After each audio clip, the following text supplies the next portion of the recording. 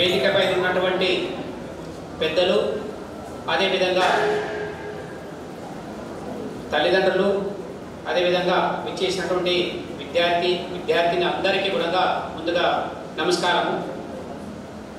ఈ PTM foundation ఏదైతే ఈ రోజు ఏర్పాటు చేసిందో పిల్లలందరూ కూడా ఎవరైతే చదివి ఏదైతే టాప్ వచ్చిందో వాళ్ళందరూ గుర్తించి వాళ్ళకి సన్మానం చేస్తున్నారు।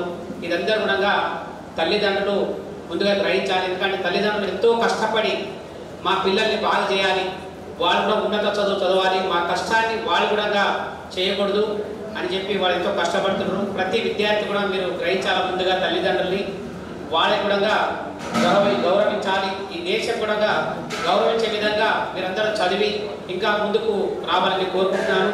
అదేవిధంగా ప్రభుత్వం ఎన్నో పనులు చేస్తుంటుంది, అది చేయని పనులన్నీ కూడా ఎన్నో సంవత్సరాలు పుట్టుకుని వచ్చి మీకు ఈ సమాజంలో ముందుకు నడిపించడానికి శాయశక్తుల కృషి చేస్తుంటాయి।